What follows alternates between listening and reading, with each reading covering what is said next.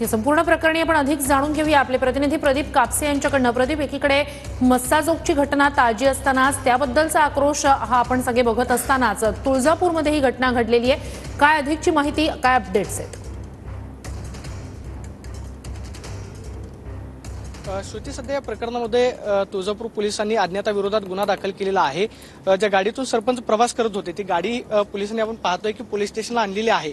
ही S-Cross कंपनीची गाडी आहे की ज्याच्यातून सरपंच नामदेव निकम जे आहे ते गावाकडे जात होते।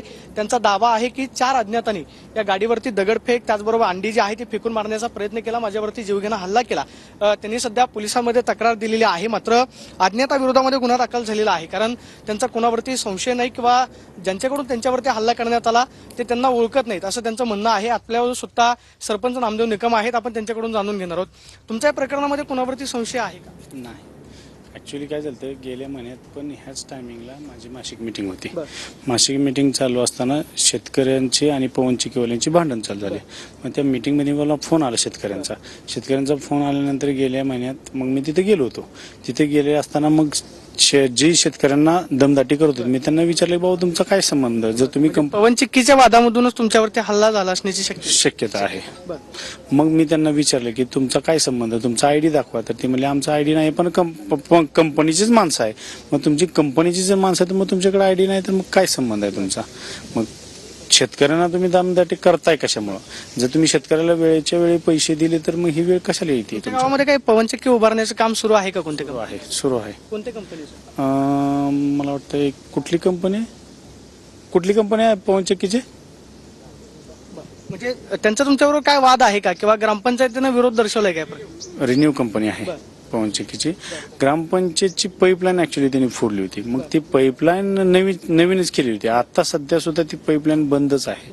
मग ती फोडलेली असल्यामुळे मी त्यांना 1-2 कुठं हल्ला करण्यात आला ते एकदा दाखवा, म्हणजे की तुम्ही कुठं गाडी चालवत होते की? गाडी चालवत होतो। हा मित्र माझा शेजारी बसला होता।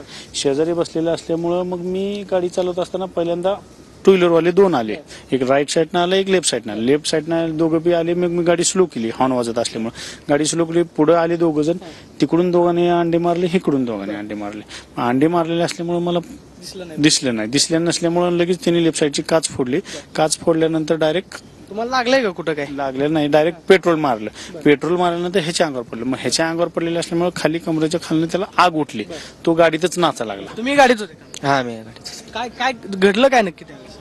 काचा फोडल्या आणि डायरेक्ट त्याने काहीतरी फुगा मारला, पेट्रोल होतं त्याच्यात आणि ते काय काच लागली नाही का तुम्हाला कुठे? काचे थोड्या डोळ्याला लागले उडून, दुसरं काही डोळ्याच्या वर लागलेले, बाकी काही नाही कुठं। आता मग तुम्ही तक्रारीमध्ये तर कोणावरती संशय व्यक्त केला नाही, कुणाच्या विरोधात तक्रार असणार आहे तुमची? पवन चक्की कंपनीच्या विरोधामध्ये असणार आहे किंवा आणखी कोणावरती काय राजकीय तुमची याला वादाची पार्श्वभूमी आहे का? आर्थिक देवाणघेवाणमधून काय हे घडलंय का? नाही, अज्ञात व्यक्ती म्हणून मी गुन्हा दाखल केलेला आहे।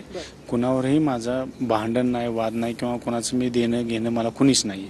त्याच्यामुळे बाहेरचं दुश्मन कुणीच नसू शकते, कारण गेल्या महिन्यात मी भांडण केलं होतं पवन चक्कीवाल्यांबरोबर। तुम्हाला न्याय कसा भेटणार? तुम्ही असं म्हणतायत की कुणावरती संशय नाहीत, तर मग तुमच्यावरती हल्ला झालेला आहे, तुम्ही तक्रार केलेली आहे, अपडेट्स तुमच्याकडनं घेत राहणार।